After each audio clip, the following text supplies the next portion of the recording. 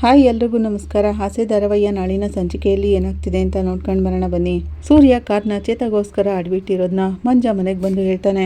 ಆಗ ಕುಸುಮ ಅವರು ಮೀನಾ ಮತ್ತೆ ಕನಕನ ಕರೆಸ್ತಾರೆ. ಇಷ್ಟೊಂದು ಕಷ್ಟಪಟ್ಟು ತಗೊಂಡಿರೋ ಕಾರು ಅದನ್ನ ಅಡ್ಬಿಟ್ಬಿಟ್ಟಿದ್ದೀರಲ್ಲ, ದುಡ್ಡು ಕಟ್ಟಲಿಲ್ಲ ಅಂದ್ರೆ ಏನ್ ಗತಿ? ಅದು ಅಲ್ಲದೆ ಮಂಜ ಹೊಸ್ದಾಗಿ ಬೇರೆ ಕೆಲ್ಸಕ್ಕೆ ಸೇರ್ಕೊಂಡಿದ್ದಾನೆ. ಅವನು ಕೆಲ್ಸಕ್ಕೆ ಸೇರ್ಕೊಂಡಿರೋ ಕಡೆನೆ ಈ ರೀತಿ ಎಲ್ಲ ನಡೆದ್ರೆ ಅವ್ನ ಕೆಲಸ ಏನಾಗಬೇಕು ಹಾಗಂತ ಪ್ರಶ್ನೆ ಮಾಡ್ತಿರುವಾಗ, ಅಮ್ಮ ನೀನು ಅದ್ರ ಬಗ್ಗೆ ಎಲ್ಲ ತಲೆ ಕೆಡ್ಸ್ಕೋಬೇಡ ಅಮ್ಮ, ಚೇತನಣ್ಣ ಏನು ಅಂತ ನನಗೆ ಗೊತ್ತು. ಕಾರ್ನ ನಮ್ದೇ ಆದ್ರು ಅದಕ್ಕೆ ಬೇಕಾಗಿರೋ ದುಡ್ಡನ್ನ ಅವರೇ ಕಟ್ತಾರೆ. ಈಗ ಅವರು ಕಷ್ಟದಲ್ಲಿದ್ದಾರೆ, ಅಷ್ಟು ಸಹಾಯ ಮಾಡಬಾರ್ದ ಅಂತಾಳೆ ಮೀನಾ. ನೀನಾದ್ರೂ ಅಳಿಯಂದ್ರಿಗೆ ಹೇಳ್ತೀಯಾ ಅಂದ್ರೆ ನೀನು ಈ ತರ ಮಾತಾಡ್ತಿದೀಯಲ್ಲ, ಆ ಕಾರ್ ಬಂದ್ಮೇಲೆ ನಿಮ್ಗೆ ಎಂತ ಮರ್ಯಾದೆ ಸಿಕ್ಕಿತು ಅಂತ ಕುಸುಮ ಹೇಳ್ತಾರೆ. ಈ ಕಡೆ ಕನಕ ಅಲ್ಲೇ ಇರ್ಬೇಕಾದ್ರೆ, ಏನ್ ಕನಕ ಅವ್ರಮ್ಮ ತೀರೋಗಿರೋದೇನೋ ಕಷ್ಟ, ಅದು ನನಗೂ ಗೊತ್ತು. ಅಲ್ಲಿ ಅಳಿಯಂದ್ರು ಪೊಲೀಸ್ ಕೆಲ್ಸದಲ್ಲಿ ಬೇರೆ ಇದ್ದಾರೆ, ಏನೋ ಗೊತ್ತಿಲ್ದೇನೆ ಚೂರ್ಯ ನಡೆದೋಯ್ತು. ಅದೆಲ್ಲ ಈಗ ದುಡ್ಡು ಕೊಟ್ಬಿಟ್ರೆ ಸರಿ ಹೋಗ್ಬಿಡುತ್ತಾ? ಇದನ್ನೆಲ್ಲ ಅವರು ಯೋಚನೆ ಮಾಡಬಾರ್ದ ಅಂತ ಕುಸುಮ ಹೇಳ್ತಾರೆ. ಆಗ ಮೀನಾ, ಅಮ್ಮ ನಡೆದಿದ್ದೆಲ್ಲ ನಡೆದೋಯ್ತು, ಅವ್ರಿಗೆ ಅವಶ್ಯಕತೆ ಇರೋದು ದುಡ್ಡಿಂದಲ್ಲ, ನನ್ನ ಗಂಡನ ಮೇಲೆ ಅವ್ರಿಗೆ ತುಂಬಾನೇ ಕೋಪ ಇದೆ. ಆ ಕೋಪನ ತೀರಿಸ್ಕೊಳ್ಳೋದಕ್ಕೋಸ್ಕರ ಈ ರೀತಿ ಮಾಡಿದ್ದಾರೆ ಅಂತಾಳೆ. ಈಗಿದೆಲ್ಲ ಮುಗೀತಲ್ಲ, ಇನ್ಯಾವ ಸಮಸ್ಯೆನೂ ಇಲ್ಲ, ಕನಕ ಕೂಡ ನೆಮ್ಮದಿಯಾಗಿರ್ತಾಳೆ ಬಿಡಮ್ಮ ಅಂತಾಳೆ. ಆಗ ಕುಸುಮ ಅವರು, ಏನೇ ಆಗ್ಲಿ ಚಿಕ್ಕಳಿ ಅಂದ್ರು ಮಾಡಿದ್ದು ನನಗೆ ಸ್ವಲ್ಪನೂ ಇಷ್ಟ ಆಗ್ತಿಲ್ಲ ಅಂತಾರೆ. 2 ಕಾರ್ ಓಡ್ತಾ ಇದ್ದು, ಹೇಗೋ ಬಾವನ್ಗೆ ಒಂದ್ ಸ್ವಲ್ಪ ವರಮಾನ ಬರ್ತಿತ್ತು, ಈಗ ಅದು ಇಲ್ಲದೆ ಇರೋ ಹಾಗಾಗ್ಬಿಡ್ತಲ್ಲ ಅಂತಾನೆ. ಅದೆಲ್ಲ ಏನೂ ಇಲ್ಲ ಮಂಜ, ನಾವ್ ಹೇಗೋ ಸಂಭಾಳಿಸ್ತೀವಿ ಬಿಡು ಅಂತಾಳೆ ಮೀನಾ. ಎಷ್ಟು ದಿನ ಅಂತ ಸಂಭಾಳಿಸ್ತೀರೆ? ಈಗ ತನ್ನ ಸಾಲ ಎಲ್ಲ ತೀರಿಸಿ ಸ್ವಲ್ಪ ಮುಂದೆ ಬಂದಿದ್ರೆ, ಇಂಥ ಸಮಯದಲ್ಲಿ ಈಗೆಲ್ಲ ಮಾಡ್ಕೊಂಡಿದ್ದೀರಲ್ಲ. ಹೇ ಕನಕ, ನಿಮ್ಮ ಮನೆಯವರು ನಾಳೆ ಮನೆಯಲ್ಲಿ ಇರ್ತಾರ ಅಂತಾರೆ ಕುಸುಮ. ಏನು ಕೇಳ್ತಿದ್ಯಮ್ಮ ಅಂತಾಳೆ ಕನಕ. ಅಲ್ವೇ, ಈಗ ಮನೆಯಲ್ಲಿ ಹೇಳೋರು ಕೇಳೋರು ದೊಡ್ಡೋರು ಅಂತ ಯಾರೂ ಇಲ್ಲ, ಅವ್ರಮ್ಮ ಇದ್ರೆ ಈಗ ಬಿಟ್ಬಿಡ್ತಿದ್ರಾ? ಅವ್ರೆ ಪ್ರಶ್ನೆ ಮಾಡ್ತಿದ್ರು ತಾನೆ, ನಾನು ಬಂದು ಅವ್ರ ಜೊತೆ ಮಾತಾಡ್ತೀನಿ, ಇದೆಲ್ಲ ತಪ್ಪು ಅಂತ ಹೇಳಿ ಬಳಿ ಅಂದ್ರೆ ತಗೊಂಡಿರೋ ದುಡ್ಡನ್ನ ವಾಪಸ್ ಕೊಡಿಸ್ತೀನಿ ಅಂತಾರೆ. ಅಮ್ಮ ನೀನು ಹೀಗೆ ಹೋಗಿ ಹೇಳ್ಬಿಟ್ರೆ ಅವ್ರಿಗೆ ಹೇಳ್ಬಿಡ್ತಾರೆ ಅಂತ ನೀನು ಅನ್ಕೊಂಡಿದ್ಯಾ ಅಂತಾಳೆ ಮೀನಾ. ಆಗ ಕನಕ, ಅಮ್ಮ ಈ ಥರ ಎಲ್ಲ ಮಾತಾಡೋಕೆ ಹೋಗ್ಬಿಡಮ್ಮ ಅವ್ರ ಹತ್ರ, ಈಗ ತಾನೇ ಅಮ್ಮ ಸತ್ತಿರೋ ದುಃಖದಿಂದ ಸ್ವಲ್ಪ ಹೊರಗಡೆ ಬರ್ತಿದ್ದಾರೆ ಹಾಗಂತ ಕನಕ ಹೇಳ್ತಿರೋವಾಗ ಮೀನಾ, ಅಮ್ಮ ಈ ಸಮಸ್ಯೆ ಎಲ್ಲ ಮುಗೀತಲ್ಲ, ಮತ್ತೆ ಏನಕ್ಕೆ ಅದನ್ನೆಲ್ಲ ಕೆದಕ್ತಿದೀಯಾ ಅಂತಾಳೆ. ಈ ಕಾರ್ ಬಾಡಿಗೆ ಏನಾದರೂ ಚೆನ್ನಾಗಿ ಸಿಕ್ತಿತ್ತಲ್ಲೇ, ಈಗ ಅಳಿಯಂದ್ರಿಗೆ ಕಷ್ಟ ಆಗಲ್ವಾ ಅಂತಾರೆ ಕುಸುಮ. ಅಮ್ಮ ಎಷ್ಟೊಂದು ಸಾಲ ತೀರಿಸಿದೀವಿ, ಇದೊಂದು ವಿಷಯನೇ ಅಲ್ಲ, ನನ್ನ ಗಂಡ ಏನು ಅಂತ ನನಗೆ ಚೆನ್ನಾಗಿ ಗೊತ್ತು. ಅವರು ತುಂಬ ಒಳ್ಳೆಯವರು, 4 ಜನಕ್ಕೆ ಒಳ್ಳೇದು ಮಾಡಿದ್ದಾರೆ, ಆ ಗುಣನೇ ಅವ್ರನ್ನ ಮೇಲ್ ಬರೋ ಹಾಗೆ ಮಾಡುತ್ತೆ, ನೀವ್ಯಾರು ಅವ್ರ ಬಗ್ಗೆ ಚಿಂತೆ ಮಾಡೋದು ಬೇಕಾಗಿಲ್ಲ ಅಂತಾಳೆ. ಆಗ ಕುಸುಮ ಅವರು ಮತ್ತೆ ಮಾತಾಡೋಕ್ಕೆ ಅಂತ ಬಂದಾಗ, ಅಮ್ಮ ನನ್ನನ್ನು ಬಿಟ್ಬಿಡಮ್ಮ, ಕಾರ್ ಡ್ಯೂನ ಚೇತನಣ್ಣ ಕಟ್ತಾರೆ, ಅದ್ರ ಬಗ್ಗೆ ಯಾವ ಚಿಂತೆನೂ ಬೇಡ ಅಂತಾಳೆ ಮೀನಾ. ಮತ್ತೆ ಕುಸುಮ ಅವರು ಮಾತಾಡಕ್ ಬಂದಾಗ, ಅಮ್ಮ ಹೇಳ್ತಿದ್ದೀನಲ್ಲಮ್ಮ, ಈಗ ಚಿಕ್ಕ ಮಕ್ಳು ಥರ ಆಡಬೇಡ, ನೀನು ಹೀಗೆ ಕರೆದಿದ ತಕ್ಷಣ ಏನಾಯ್ತಪ್ಪ ಅಂತ ಹೇಳಿ ಅಲ್ಲಿಂದ ಓಡ್ ಬಂದೆ, ಈಗ ನನಗೆ ತಲೆ ಬೇರೆ ನೋಯ್ತಾ ಇದೆ, ನನಗೆ ಸ್ವಲ್ಪ ಟೀ ಕೊಡು ಅಂತಾಳೆ. ಸರಿ ಟೀ ತಗೊಂಡ್ ಬರ್ತೀನಿ ಅಂತ ಕುಸುಮ ಹೇಳ್ತಾರೆ. ನೀನ್ ಯಾಕೆ ಇಲ್ಲಿ ಸುಮ್ಮನೆ ನಿಂತಿದ್ಯಾ, ನಡಿ ಅಂತೇಳಿ ರೂಮಿಗೆ ಕರ್ಕೊಂಡು ಹೋಗ್ತಾಳೆ ಕನಕನ. ರೂಮ್ ಬಾಗ್ಲಾಕಿ, ಕನಕ ಮತ್ತೆ ನಿನ್ಗೆ ಹೊಡಿತಿದ್ದಾರಾ, ತುಂಬಾ ಕೋಪ ಮಾಡ್ಕೊಂಡಿದ್ದಾರ ಅಂತ ಮೀನಾ ಕೇಳ್ತಾಳೆ. ಈಗ ಹಾಗೇನಿಲ್ಲ ಅಕ್ಕ, ಈಗ ಸ್ವಲ್ಪ ಬದಲಾಗಿದ್ದಾರೆ, ದುಡ್ಡು ಕೊಟ್ಟಿದಾರಲ್ಲ, ಕೋಪ ಸ್ವಲ್ಪ ಕಡಿಮೆ ಆಗಿದೆ ಅಂತಾಳೆ. ಈಗ ಚೆನ್ನಾಗಿ ಮಾತಾಡ್ತಿದಾರ ಅಕ್ಕ ಅಂತಾಳೆ. ಅವ್ರು ಬದಲಾದ್ರೇನೆ ಒಳ್ಳೇದು ಕನಕ, ನನ್ಗೆ ನೀನ್ ಸಂತೋಷವಾಗಿರ್ಬೇಕು, ಅದೇ ಮುಖ್ಯ ಅಂತಾಳೆ ಮೀನಾ. ನನ್ನಿಂದನೇ ಅಲ್ವೇನಕ್ಕ ಬಾವ ಕಾರ್ನಾಗಿರ್ವಿ ಇಟ್ಟಿರೋದು ಅಂತಾಳೆ ಕನಕ.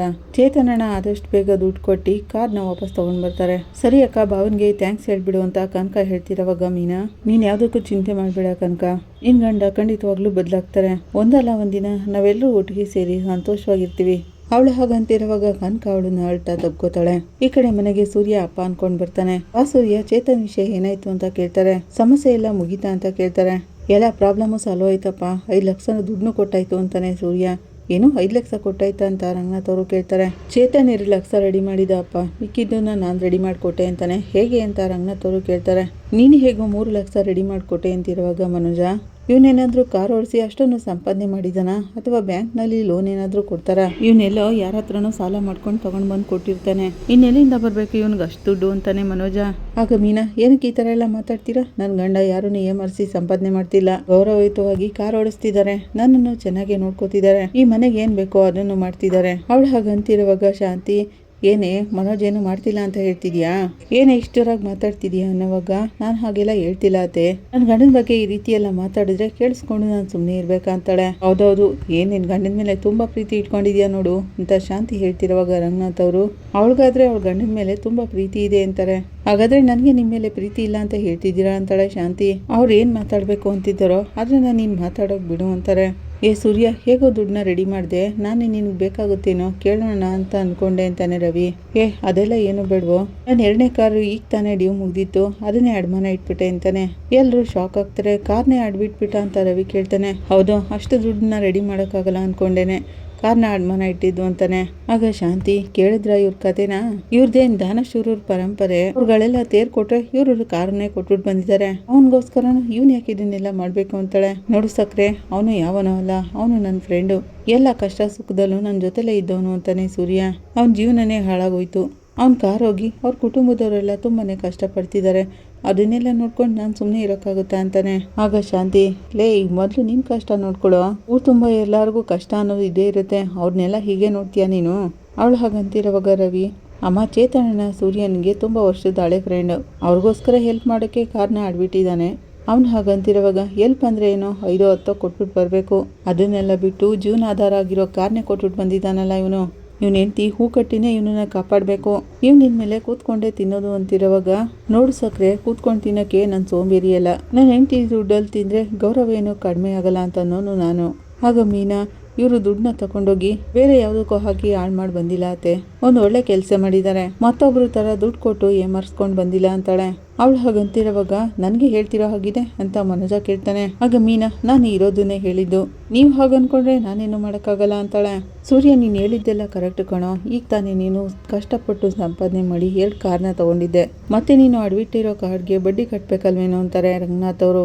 ಇಲ್ಲಪ್ಪ, ನಾನು ಕಾರ್ನ ಆಡ್ಬಿಟ್ಟು ದುಡ್ಡು ಕೊಟ್ಟಿದ್ದೀನಿ ಅಷ್ಟೇ, ಅದಕ್ಕೆಲ್ಲ ತಿಂಗಳ ದುಡ್ಡು ಕಟ್ಟೋದು ಚೇತನೆ ಅಂತಾನೆ, ಅವನೇನಾದ್ರೂ ಕಟ್ಟಲಿಲ್ಲ ಅಂದರೆ ನಿನ್ನ ಕಾರನ್ನೇ ತಗೊಂಡೋಗೋದು ಅಂತ ಮನೋಜ ಹೇಳ್ತಾನೆ. ಮಾವ, ಚೇತನ್ ಅಣ್ಣನ ಜೊತೆ ಇವ್ರು ಎಲ್ಲ ವಿಷಯನೂ ಹೇಳಿದ್ದಾರೆ. ಅವಳು ಹಾಗಂತಿರೋವಾಗ ಸೂರ್ಯ, ಅಪ್ಪ ಚೇತನ್ನ ನಾನೆಲ್ಲ ವಿಷಯದಲ್ಲೂ ನಮ್ಮನೆಯವನ ಥರನೇ ನೋಡೋದು, ಆದರೆ ದುಡ್ಡಿನ ವಿಷಯದಲ್ಲಿ ಮಾತ್ರ ಕುಟುಂಬದವ್ರ ಹತ್ರ ಆಗಲಿ ಫ್ರೆಂಡ್ಸಿಪ್ ಹತ್ರನೇ ಆಗಲಿ ಜಗಳ ಬರ್ದಿರೋ ಹಾಗೆ ನೋಡ್ಕೋತೀನಿ ಅಂತಾನೆ. ಅದಕ್ಕೆ ಅಪ್ಪ ಇದೆಲ್ಲ ಸ್ವಲ್ಪ ಸಮಾಧಾನ ಆಗಲಿ ಅಂತ, ಅದಕ್ಕೆ ಅಪ್ಪ ಅವನಿಗೆ ಸಹಾಯ ಮಾಡಿರೋದು, ಸಾಲ ತೀರ್ಸೋದು ಅವನೇನಪ್ಪ, ನಮ್ಗೆ ಯಾವ ಸಮಸ್ಯೆನೂ ಇಲ್ವಲ್ಲ ಅಂತಾನೆ. ಆಗ ರವಿ, ನೀನು ಮಾಡಿರೋದೇ ಕರೆಕ್ಟ್ ಕಣೋ, ದುಡ್ಡು ವಿಷಯದಲ್ಲಿ ಫ್ರೆಂಡ್ಶಿಪ್ ಆದರೂ ಅಷ್ಟೇ ಯಾರಾದರೂ ಅಷ್ಟೇ ಸರಿಯಾಗಿ ನಿರ್ಧಾರ ತಗೋಬೇಕು ಅಂತಾನೆ ರವಿ. ಆಗ ಶಾಂತಿ, ಏನೋ ಅವ್ನು ಮಾಡಿರೋದು, ಆ ದುಡ್ಡು ಕಾರು ಯಾವುದು ವಾಪಸ್ ಬರಲ್ಲ, ಇವನು MR ಬಂದು ನಿಂತ್ಕೋತಾನೆ ನೋಡ್ತಾ ಇರು ಅಂತಾಳೆ. ಆಗ ರಂಗನಾಥ್ ಅವರು, ಏ ಶಾಂತಿ, ನಿನ್ ಬಾಯಲ್ಲಿ ಒಳ್ಳೇದು ಅನ್ನೋದೇ ಬರಲ್ವಲ್ಲೇ, ಅದರಲ್ಲೂ ಸೂರ್ಯನ ಬಗ್ಗೆ ಒಳ್ಳೆ ರೀತಿಯಲ್ಲಿ ಯೋಚನೆ ಮಾಡಲ್ವಲ್ಲ ಅಂತಾರೆ. ಇವನೇನಕ್ರಿ ಅವನಿಗೋಸ್ಕರ ಅದನ್ನೆಲ್ಲ ಮಾಡಬೇಕು ಅಂತಾಳೆ. ಶಾಂತಿ ಹಾಗಂತಿರುವಾಗ, ಇದೊಂದು ವಿಷಯನ ನೀನು ಸರಿಯಾಗಿ ಗಮನಿಸಿದೀಯಾ ಶಾಂತಿ, ಚೇತನ್ ಕಾರಿಂದನೇ ಅರುಣ್ ಅಮ್ಮ ತೀರೋಗಿರೋದು,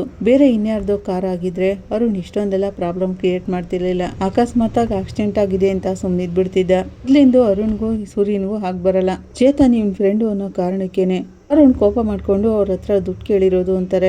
ಇಷ್ಟೆಲ್ಲ ಇದ್ಮೇಲೆ ಸೂರ್ಯ ಅವನಿಗೋಸ್ಕರ ಹೆಲ್ಪ್ ಮಾಡದೇ ಇದ್ರೆ ಆಗುತ್ತಾ, ಅವನೇನ್ ಸುಮ್ಮನೆ ದುಡ್ಡು ಕೊಟ್ಟಿದ್ದಾನ, ಅವನ ಸಾಲನೆಲ್ಲನೂ ಆ ಚೇತನೆ ತೀರಿಸ್ತಿದ್ದಾನಲ್ಲ, ಅದ್ರಲ್ಲಿ ಯಾವ್ದು ತಪ್ಪಿಲ್ಲ ಅಂತ ರಂಗನಾಥ್ ಅವರು ಹೇಳ್ತಿರೋವಾಗ ಶಾಂತಿ, ಏನ್ರಿ ಅವನೇ ಸರಿಯಾಗಿ ಕಾರ್ ಓಡಿಸ್ತೇನೆ, ಆ ಯಮ್ಮನ್ಗೆ ಆಕ್ಸಿಡೆಂಟ್ ಮಾಡಿ ಕೊಂದ್ಬಿಟ್ಟಿದ್ದಾನೆ, ಅವ್ನು ಹೇಗ್ರಿ ಕಾರ್ ಓಡಿಸಿ ಸಾಲನೆಲ್ಲ ತೀರಿಸ್ತಾನೆ ಅಂತಾಳೆ. ಆಗ ಸೂರ್ಯ, ಸಕ್ರೆ, ಅವನು ಆ ಸಾಲನೆಲ್ಲ ತೀರಿಸ್ತಾನೆ, ಅವನು ಬೇಕು ಅಂತ ಅದನ್ನ ಮಾಡಿದ್ದಲ್ಲ, ಅದೊಂದು ಆಕ್ಸಿಡೆಂಟು, ಗೊತ್ತಿಲ್ಲದೇನೆ ಮಾಡಿರೋದು, ಅವನು ಒಳ್ಳೆ ಕಾರ್ ಡ್ರೈವರೇ, ಸಾಲ ತೀರಿಸಿ ಮತ್ತೆ ಕಾರ್ನ ವಾಪಸ್ ತಗೊಂಡ್ ಬರ್ತಾನೆ ಅಂತಾನೆ. ಹೇಗ್ ವಾಪಸ್ ತಗೊಂಡ್ ಬರ್ತಾನೆ, ರಿವರ್ಸ್ ಗೇರ್ ಹಾಕಿ ತಗೊಂಡ್ ಬರ್ತಾನ ಅಂತ ಮನೋಜ ಕೇಳ್ತಾನೆ. ಅವ್ನು ಹಾಗಂತಿರುವಾಗ ಸೂರ್ಯ, ಏನೋ ರವಿ ಮಾಡ್ದ ಇವನು ಅಂತಾನೆ. ಕಾಮಿಡಿ ಮಾಡ್ತಿದ್ದಾನೆ ಕಣೋ ಅಂತ ರವಿ ಹೇಳ್ತಾನೆ. ಬರ್ದೇ ಇರೋದ್ನೆಲ್ಲ ಮಾಡ್ಬೇಡ ಅನ್ನೋ ಅಂತಾನೆ.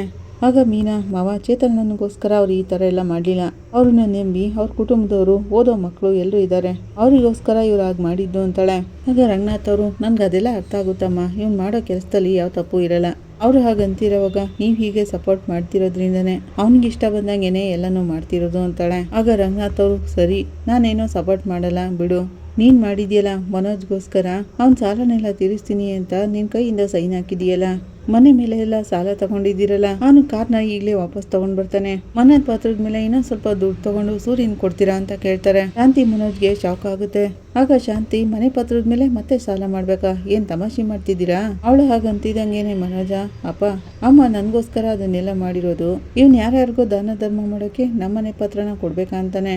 ನಾನು ಅವನು ಇಬ್ರು ಒಂದೇ ಅಲ್ಲ ಅಂತಿರೋವಾಗ ರಂಗನಾಥ್ ಅವರು, ಏನು ಅಂತ ಹೇಳ್ತಿದೀಯೋ, ನೀವಿಬ್ರು ಒಂದೇನೆ, ನಾನು ನಿಮ್ಮಿಬ್ರು ಹಾಗೇನೆ ನೋಡೋದು ಅಂತಾರೆ. ನಿಮ್ಮಮ್ಮನ ಥರ ನಾನು ಬೇರೆ ಬೇರೆ ನೋಡಲ್ಲ ಅಂತಾರೆ. ಅವ್ರು ಹಾಗಂತಿರೋವಾಗ ಶಾಂತಿ, ಏನ್ರಿ ಮನೋಜ್ ಬಿಸ್ನೆಸ್ ಮಾಡ್ತಾನೆ, ಇನ್ನು ದೊಡ್ಡ ದೊಡ್ಡ ಅಂಗಡಿಗಳನ್ನ ಓಪನ್ ಮಾಡ್ತಾನೆ, ಆದರೆ ಇವನೇನು ಮಾಡ್ತಿದ್ದಾನೆ, ಕಂಡ್ಕಂಡವ್ರಿಗೆಲ್ಲ ದಾನ ಧರ್ಮ ಮಾಡ್ಕೊಂಡು ಬರ್ತಿದ್ದಾನೆ, ಅದಕ್ಕೆ ಯಾಕೆ ನನ್ನ ಪತ್ರದ ಮೇಲೆ ಸಾಲ ತಂದ್ಕೊಡ್ಬೇಕು ಅಂತಾಳೆ. ಆಗ ರವಿ, ಅಮ್ಮ ನೀನಾಗಿ ನೀನು ದುಡ್ಡು ಕೊಡಲ್ಲ, ಅವನೇ ಏನಾದರೂ ಮಾಡಿದ್ರೆ ಅದಕ್ಕೂ ಬೈತೀಯ ಅಂತಾನೆ. ಅವನು ಹಾಗಂತಿರುವಾಗ ಬಿಡೋ ರವಿ, ನೋಡು ಸಕ್ರೆ, ನನ್ಗೆ ಯಾರು ಏನು ಮಾಡ್ಬೇಕಾಗಿಲ್ಲ, ನೀವೇನೋ ಮಾಡ್ತೀರಾ ಅಂತ ನಾನು ಎದುರು ನೋಡೋದು ಇಲ್ಲ. ಅವ್ನು ಹಾಗಂತಿರುವಾಗ ಅದಕ್ಕಲ್ವಾ ನಾನು ಹೇಳ್ತಿರೋದು, ಇವನು ಬಿಸ್ನೆಸ್ಗೆ ಅಂತ ದುಡ್ಡು ತಗೊಂಡಿದ್ದಾನೆ, ಅಲ್ಲಿ ಇಲ್ಲಿ ಎಕ್ಸ್ಟ್ರಾ ಸಾಲ ಮಾಡ್ಬಿಟ್ಟು ಈಗ ನೋಡಿದ್ರೆ ಮನೆ ಪತ್ರದ ಮೇಲೆ ದುಡ್ಡು ತಗೊಂಡಿದ್ದಾನೆ. ಅವನಿಗೆ ಮಾತ್ರ ಅದೆಲ್ಲ ಆಗುತ್ತೆ, ನೀನ್ ಮಾಡ್ತಿರೋ ಒಳ್ಳೆ ಕೆಲ್ಸಕ್ಕೆ ದುಡ್ಡು ಕೊಡೋಕ್ಕಾಗಲ್ವಾ ಅಂತಾನೆ. ರವಿ ಹಾಗಂತಿರುವಾಗ ಮೀನಾ, ಬೇಡ ರವಿ, ಅತ್ತೆ ಮಾವ ನಮ್ಗೆ ಸಹಾಯ ಮಾಡ್ಲಿ ಅಂತ ನಾವ್ ಯಾವತ್ತೂ ಅನ್ಕೊಂಡವ್ರಲ್ಲ. ಇವರು ಚೇತನನಿಗೆ ಸುಮ್ಮನೆ ಏನು ಕೊಟ್ಟಿಲ್ಲ, ಅವರು ಸಾಲ ತೀರಿಸ್ಲಿ ಅಂತಾನೆ ಹೇಳಿರೋದು. ತಿಂಗಳ ಅವರು ಡ್ಯೂನ ಕಟ್ಕೋತಾರೆ, ಅದರಿಂದ ಅತ್ತೆ ಮಾವನ ಹತ್ರ ದುಡ್ಡು ತಗೊಳ್ಳೋ ಅವಶ್ಯಕತೆ ನಮ್ಗಿಲ್ಲ ಅಂತಾಳೆ. ಆಗ ಸೂರ್ಯ, ನೋಡು ಸಕ್ರೆ, ನಿನ್ ಮಗನ ಮೇಲೆ ನಿನಗೆ ನಂಬಿಕೆ ಜಾಸ್ತಿನೇ ಇದೆ, ನಮ್ಮನ್ನೇನು ನೀನ್ ನಂಬೇಕಾಗಿಲ್ಲ, ನಾವು ಚೆನ್ನಾಗಿಯೇ ಬೆಳಿತೀವಿ, ನೀವ್ ಏನೇನ್ ಮಾಡ್ಬೇಕು ಅದನ್ನೆಲ್ಲ ನಿಮ್ ಪ್ರೀತಿ ಮಗನ್ಗೆ ಮಾಡ್ಕೊಳ್ಳಿ, ನನ್ಗೇನು ನೀವು ಮಾಡ್ಬೇಕಾಗದಿಲ್ಲ ಅಂತಾನೆ ಸೂರ್ಯ. ಆಗ ರಂಗನಾಥ್ ಅವರು, ಸೂರ್ಯ, ನೀವಿಬ್ರು ಬೇರೆಯವ್ರಿಗೆ ಯಾವಾಗ್ಲೂ ಒಳ್ಳೇದನ್ನೇ ಬಯಸ್ತೀರಾ, ನಿಮ್ಗೂ ಒಳ್ಳೇದೇ ಆಗುತ್ತೆ ಅಂತ ಹೇಳ್ಬಿಟ್ಟು ಹೋಗ್ತಾರೆ. ಅವ್ರ ಹೋದ್ಮೇಲೆ ಶಾಂತಿ, ಮೊದ್ಲೆಲ್ಲ 2 ಕಾರ್ ಇತ್ತು, ಈಗ 1 ಕಾರ್ ಹೊರಟೋಯ್ತು, ಮುಂದೆ ಇನ್ನೂ 1 ಕಾರ್ ಇದೆಯಲ್ಲ ಅದು ಹೊರಟೋಗುತ್ತೆ, ನೀನ್ ಹೆಂಡತಿಯಿಂದ ಇನ್ನೂ ಏನೇನೆಲ್ಲ ಅನುಭವಿಸ್ಬೇಕು ನೀನು. ಅವಳು ಹಾಗಂತಿರುವಾಗ, ಏನಮ್ಮ ಹೇಳ್ತಿದ್ಯಾ ಅಂತ ರವಿ ಕೇಳ್ತಾನೆ. ನಾನು ಇರೋದೇನೆ ಅಲ್ವೇನೋ ಹೇಳ್ತಿರೋದು, ಇವಳಿಂದಾನೆ ಇವನ್ಗೆಲ್ಲ ಕಷ್ಟನೂ ಬರ್ತಿರೋದು, ನೋಡ್ತಾ ಇರು, ಹಾಗನ್ಕೊಂಡು ಹೊರಟೋಗ್ತಾಳೆ ಶಾಂತಿ. ಆಗ ಮೀನಾ ಸುಮ್ಮನೆ ಯೋಚನೆ ಮಾಡ್ತಾ ನಿಂತಿರ್ತಾಳೆ. ನೀನ್ ಯಾಕೆ ಮೀನಾ ಸುಮ್ಮನೆ ಆಫ್ ಆಗಿ ನಿಂತಿದ್ಯಾ, ಸಕ್ಕರೆ ಹೇಳೋದನ್ನೆಲ್ಲ ದೊಡ್ಡದಾಗಿ ತಗೋಬೇಡ, ನೀನು ಒಳ್ಳೇದೇ ಮಾಡಿದ್ರು ಸಕ್ಕರೆ ಇದೇ ರೀತಿ ತಾನೇ ಮಾತಾಡೋದು, ನಿನಗೆ ಗೊತ್ತಿದೆಯಲ್ಲ, ಅವ್ರ ಮಾತನ್ನ ಅಲ್ಲೇ ಬಿಡು, ಸುಮ್ಮನೆ ಏನೇನೋ ಯೋಚನೆ ಮಾಡಬೇಡ ಬಾ ಅಂತಾನೆ. ಈ ಕಡೆ ಶಾಂತಿ ಕಸ್ತೂರಿ ಅವ್ರ ಮನೆಗೆ ಬರ್ತಾಳೆ. ಕಸ್ತೂರಿ ಅಂತಿರೋವಾಗ, ಬಾ ಶಾಂತಿ ಅಂತಾಳೆ ಕಸ್ತೂರಿ. ಏನೇ ಇಷ್ಟೊಂದು ಖುಷಿಯಾಗಿದೆಯಾ, ಅವಾರ್ಡ್ ಎಲ್ಲ ತಗೊಂಡ್ ಬಂದ ಅಂತಾರೆ, ಅದಕ್ಕೆ ಅಲ್ವಾ ಶಾಂತಿ ಇಷ್ಟೊಂದು ಖುಷಿಯಾಗಿರೋದು, ಇರು ತಗೊಂಡ್ ಬಂದು ತೋರಿಸ್ತೀನಿ ಅಂತ ಕಸ್ತೂರಿ ಅವರು ಹೋಗ್ತಾರೆ. ಇದೇ ಶಾಂತಿ ಅವಾರ್ಡು ನೋಡು ಅಂತ ಕಸ್ತೂರಿ ಅವರು ಹೇಳ್ತಿರೋವಾಗ ಶಾಂತಿ ಉರ್ಕೊಂಡು, ಓ ಚೆನ್ನಾಗಿದೆ ಅಂತ ಹೇಳ್ತಾಳೆ. ಎಲ್ಲರೂ ನಮ್ಮನ್ನ ತುಂಬಾನೇ ಹೊಗಳಿದ್ರು, ಎಲ್ಲರೂ ಚೆನ್ನಾಗಿ ಚಪ್ಪಾಳೆ ಹೊಡೆದ್ರು, ನಮ್ಗಂತೂ ತುಂಬಾನೇ ಖುಷಿ ಆಯ್ತು ಗೊತ್ತಾ ಅಂತಾರೆ. ಅದೆಲ್ಲ ನಡೆಯೋದೇ ತಾನೇ, ನಿಮ್ಗೆ ಸನ್ಮಾನ ಮಾಡ್ಬೇಕು ಹೊಗಳ್ಬೇಕು ಅಂತಾನೆ ಕರ್ಸದ್ಮೇಲೆ ಹೊಗಳಿದ್ರೇನೆ ಆಗೋದಲ್ವಾ ಅಂತಾಳೆ ಶಾಂತಿ.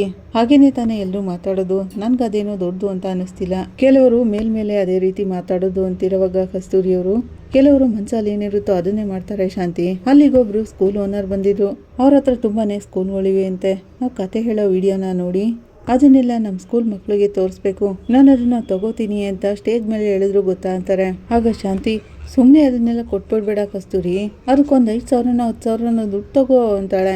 ಆಗ ಕಸ್ತೂರಿಯವರು, ಇಲ್ಲ ಶಾಂತಿ, ನಾವು ತಿಂಗಳ ವಿಡಿಯೋ ಮಾಡಿರೋದನ್ನ ಅವರು ಕೊಡ್ಬೇಕಂತೆ, ಅವರು ತಿಂಗಳಿಗೆ 1 ಲಕ್ಷ ದುಡ್ಡು ಕೊಡ್ತಾರಂತೆ ಅಂತಾಳೆ. ಆಗ ಶಾಂತಿ ಶಾಕ್ ಆಗಿ, ಏನದು 1 ಲಕ್ಷ ಕೊಡ್ತಾರಾ ಅಂತಾಳೆ. ಹೌದು ಶಾಂತಿ, ಫಂಕ್ಷನ್ನಲ್ಲೇ ಮಾತಾಡಿ 1 ಲಕ್ಷ ರೂಪಾಯಿ ಚೆಕ್ಕು ಕೂಡ ಕೊಟ್ಟಿದ್ದಾರೆ ಅಂತಾರೆ ಕಸ್ತೂರಿ. ಆಗ ಶಾಂತಿ, ಪರವಾಗಿಲ್ವಾ ಕಣೆ ಕಸ್ತೂರಿ, ನಾನೇ ನೋಡು ನನ್ನ ಮಗನ ಜೀವನ ನೆನ್ಸ್ಕೊಂಡು ಕಷ್ಟಪಡ್ತಿರೋದು, ಕೋರ್ಟ್ಗೂ ಮನೆಗೂ ಅಲಿತಾ ಇದ್ದೀನಿ, ಆದ್ರೆ ನೀನೇ ಕಣೆ ಸಂತೋಷವಾಗಿರೋದು ಅಂತಾಳೆ. ಆಗ ಕಸ್ತೂರಿ ಅವರು, ನಾನು ಹೇಗೆ ಸಂತೋಷವಾಗಿದ್ದೀನಿ ಅನ್ನೋದನ್ನ ಯೋಚನೆ ಮಾಡೋದನ್ನ ಬಿಟ್ಟು ನೀನ್ ಮಾಡಿದ್ರೆ ಸಂತೋಷವಾಗಿರ್ಬೋದು ಅನ್ನೋದನ್ನ ಯೋಚನೆ ಮಾಡು ಅಂತಾರೆ. ಆಗ ಅಲ್ಲಿಗೆ ವಿಶಾಲು ಬರ್ತಾಳೆ. ಟೀಚರ್ ಅಂದ್ಕೊಂಡು, ಮೊದಲು ಇವಳು ಫ್ರೆಂಡ್ಶಿಪ್ನ ಕಟ್ ಮಾಡು, ಆಗ ನಿನ್ಗೆ ಸಂತೋಷ ತಾನಾಗಿ ಬರುತ್ತೆ ಅಂತಾರೆ ಕಸ್ತೂರಿ. ಆಗ ವಿಶಾಲು, ಏನಿದು ಏನೋ ಸಂತೋಷ ಬರುತ್ತೆ ಅಂತ ಹೇಳ್ತಿದ್ದೀರಾ ಅಂತಾಳೆ.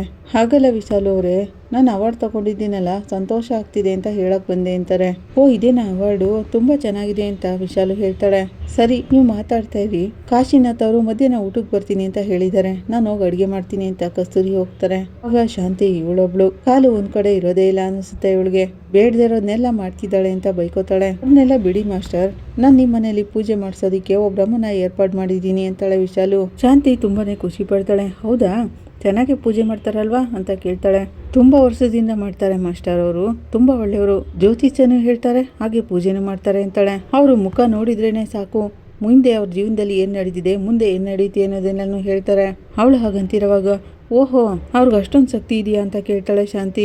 ಅವರು ಮಾಸ್ಟರ್, ಅವರು ದೇವಸ್ಥಾನದಲ್ಲಿ ಪೂಜೆ ಮಾಡಿ ಎಲ್ರಿಗೂ ಒಳ್ಳೇದ್ ಮಾಡ್ತಿದ್ದಾರೆ ಅಂತಾರೆ, ಹಾಗಾದ್ರೆ ಅವ್ರು ನಮ್ಮ ಮನೆಯಲ್ಲಿ ಪೂಜೆ ಮಾಡಿದ್ರೆ ಎಲ್ಲ ಸಮಸ್ಯೆನೂ ಸರಿ ಹೋಗ್ಬಿಡುತ್ತಾ ಅಂತ ಶಾಂತಿ ಕೇಳ್ತಾಳೆ. ನೀವೇನ್ ಮಾಸ್ಟರ್, ಖಂಡಿತ ಅದೆಲ್ಲ ಸರಿ ಹೋಗುತ್ತೆ, ನೀವ್ ಯಾವಾಗ ಮನೆಗೆ ಬಂದು ಪೂಜೆ ಮಾಡ್ಬೇಕು ಅಂತ ಹೇಳ್ತಿರೋ ಆ ಡೇಟ್ಗೆ ನಾನು ಅವ್ರನ್ನ ಮನೆಗೆ ಕಳಿಸ್ಕೊಡ್ತೀನಿ, ಈಗಲೇ ಬುಕ್ ಮಾಡ್ಲಾ ಅಂತ ಕೇಳ್ತಿರೋವಾಗ ಶಾಂತಿ ಒಂದೊಳ್ಳೆ ದಿನ ನೋಡಿ ಹೇಳ್ತಾಳೆ.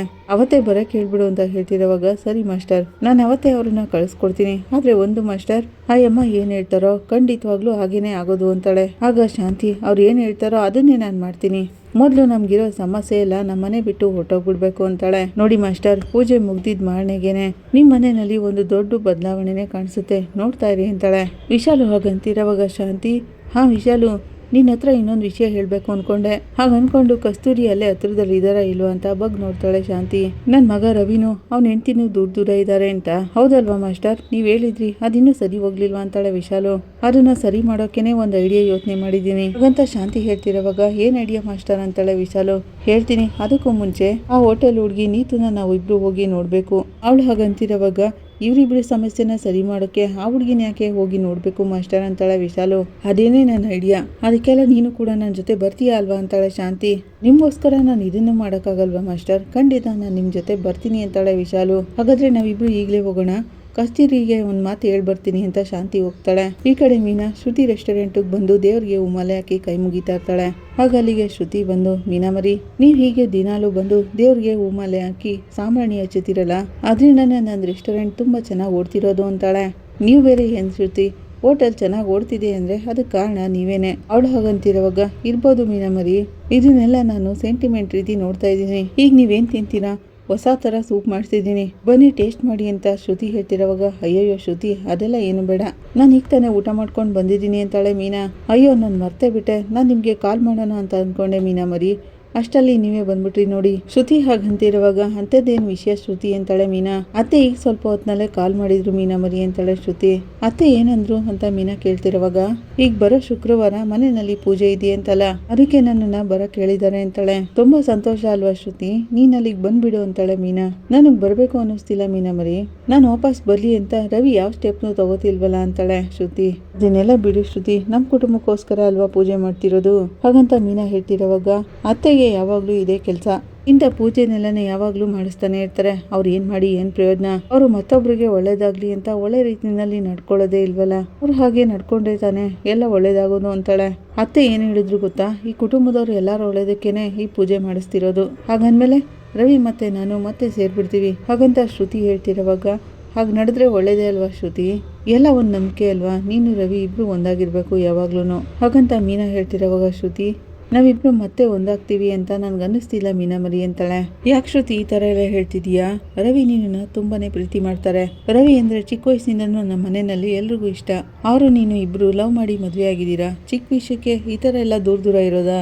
ಇದೆಲ್ಲ ಸರಿ ಇಲ್ಲ ಅಂತ ಮೀನಾ ಹೇಳ್ತಿರೋವಾಗ, ಶ್ರುತಿ ಪ್ರೀತಿ ಮಾಡಿದ್ರೆ ಸಾಕ ಮೀನಾ ಮರಿ, ಬೇರೆ ಎಲ್ಲ ವಿಷಯಕ್ಕೂ ರೆಸ್ಪಾನ್ಸಿಬಲ್ ಆಗಿರ್ಬೇಕಲ್ವಾ? ಹಾಗಿಲ್ಲ ಅಂದಮೇಲೆ ಏನ್ ಯೂಸು ಮೀನಾ ಮರಿ?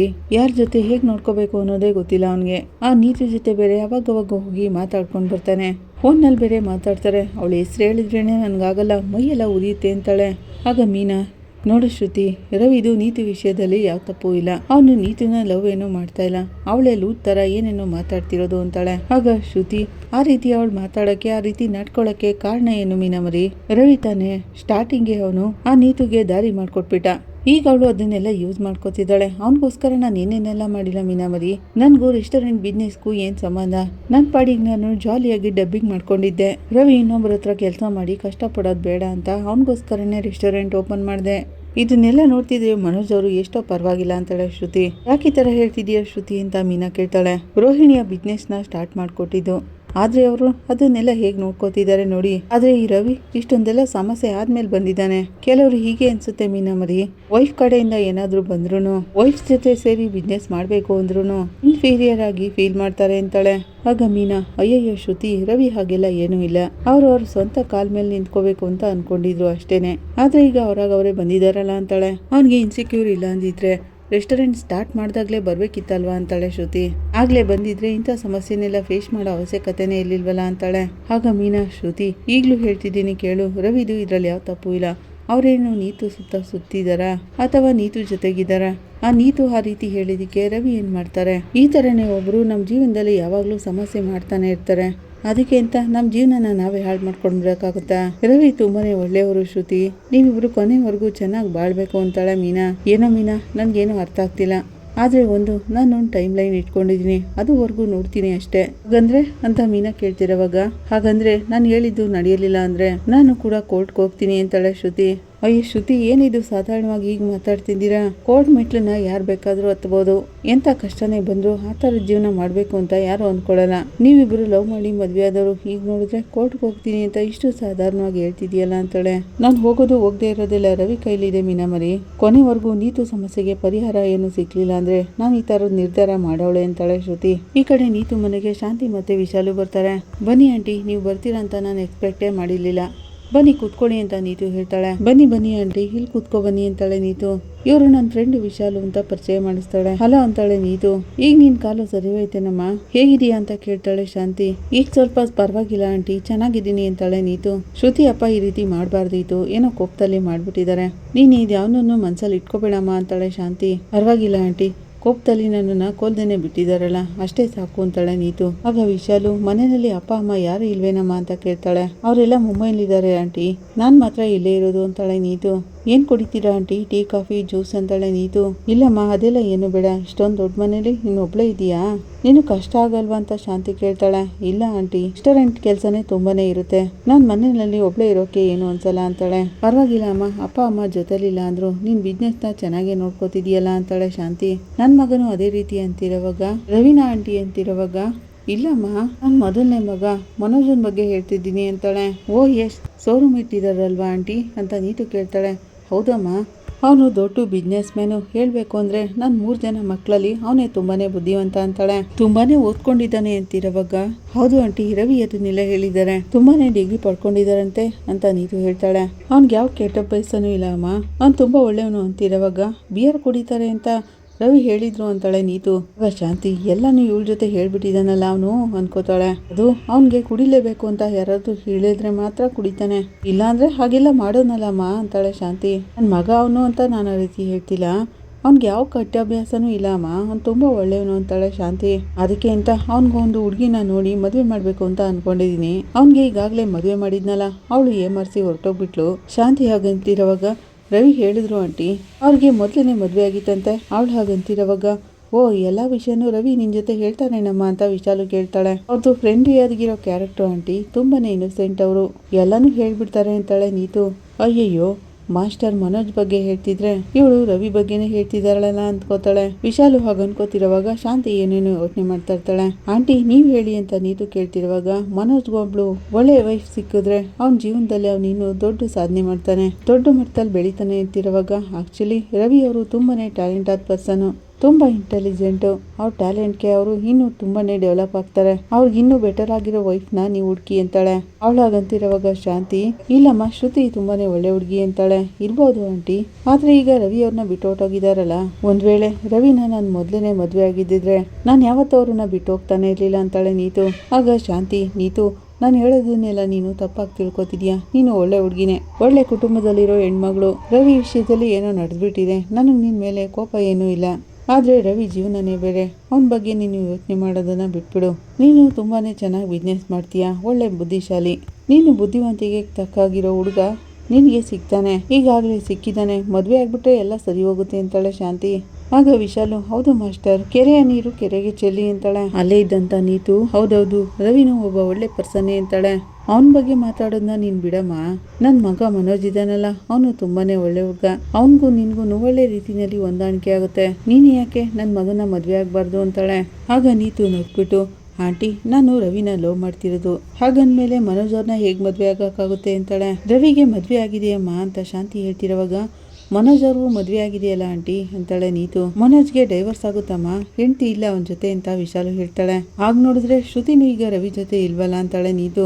ಶ್ರುತಿ ಯಾವಾಗ ಬೇಕಾದ್ರೂ ಮನೆಗೆ ಬರ್ತಾಳಮ್ಮ, ಅವಳನ್ನ ಬಿಡು, ನೀನು ಮನೋಜ್ ಜೊತೆ ಮದ್ವೆ ಆದ್ರೆ ನಿಮ್ಮಿಬ್ರು ಜೀವನನು ಚೆನ್ನಾಗಿರುತ್ತೆ ಅಂತಾಳೆ ಶಾಂತಿ.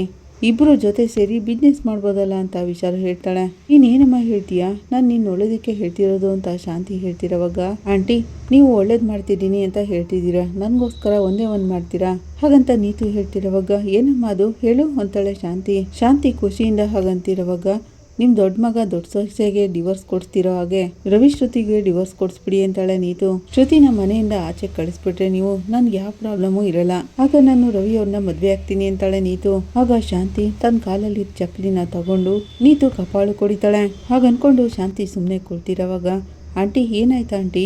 ನನಗೆ ಚಪ್ಪಲಿ ತಗೊಂಡು ಹೊಡೆದಂಗೆ ಇಮ್ಯಾಜಿನೇಷನಲ್ಲಿ ಇದ್ರಿ ಅಲ್ವಾ ಅಂತಾಳೆ. ಇಲ್ಲಮ್ಮ, ನಾನು ಆ ರೀತಿ ಎಲ್ಲ ಅಂತ ಶಾಂತಿ ಹೇಳ್ತಿರೋವಾಗ ಅದರಲ್ಲೇನು ತಪ್ಪಿಲ್ಲ ಆಂಟಿ. ನಾನು ನಿಮ್ಮ ಜಾಗದಲ್ಲಿ ಇದ್ದರೆ ಅದೇ ರೀತಿ ಯೋಚನೆ ಮಾಡ್ತಿದ್ದೆ. ನಾನು ರವಿನ ಲವ್ ಮಾಡ್ತಿರೋದು ನಿಜ. ಅವ್ರು ಕೂಡ ನನ್ನ ಜೊತೆ ಹ್ಯಾಪಿಯಾಗಿರಬೇಕು. ನೀತು ಹಾಗಂತಿರೋವಾಗ ಶಾಂತಿ, ಶ್ರುತಿ ತುಂಬಾ ಒಳ್ಳೆ ಹುಡುಗಿನಮ್ಮ ಅಂತಾಳೆ. ಇರ್ಬೋದು ಆಂಟಿ, ಆದರೆ ನೀವು ಕೂಡ ನಿಮ್ಮ ದೊಡ್ಡ ಮಗುನ ತುಂಬ ಒಳ್ಳೆಯವರು ಅಂತಿದ್ದೀರಾ. ಆದರೆ ಅವ್ರ ಲೈಫ್ನ ಅವರೇ ಕಾಪಾಡ್ಕೊಳಕ್ಕಾಗ್ತಿಲ್ವಲ್ಲ. ಒಬ್ರನ್ನ ನಂಬಿ ಏಮಾರ್ಬಿಟ್ಟಿದ್ದಾರಲ್ಲ ಅಂತಾಳೆ. ಅವರು ತುಂಬಾ ಬುದ್ಧಿವಂತರು ಅಂತ ಬೇರೆ ನೀವು ಹೇಳ್ತಿದ್ದೀರಾ. ಆಂಟಿ, ನೀವೇನು ಹೇಳಕ್ಕೆ ಬಂದ್ರಿ ಅಂತ ನನಗೆ ಚೆನ್ನಾಗಿ ಗೊತ್ತು. ಆದರೆ ನಾನು ರವಿನೇ ಲವ್ ಮಾಡೋದು ಅಂತಾಳೆ ನೀತು. ಶಾಂತಿ ಕೋಪ ಮಾಡಿಕೊಂಡು, ವಿಶಾಲು ಇನ್ಮೇಲೆ ಮಾತಾಡಿ ಯಾವ ಪ್ರಯೋಜನ ಇಲ್ಲ ಬಾ ಅಂತಾಳೆ. ಇಲ್ಲಿಗೆ ಈ ಸಂಚಿಕೆ ಮುಕ್ತಾಯ ಆಗುತ್ತೆ. ನಿಮ್ಗೆ ಇಷ್ಟ ಆದರೆ ಲೈಕ್ ಮಾಡಿ, ಕಮೆಂಟ್ ಮಾಡಿ, ಸಬ್ಸ್ಕ್ರೈಬ್ ಮಾಡಿ. Thank you.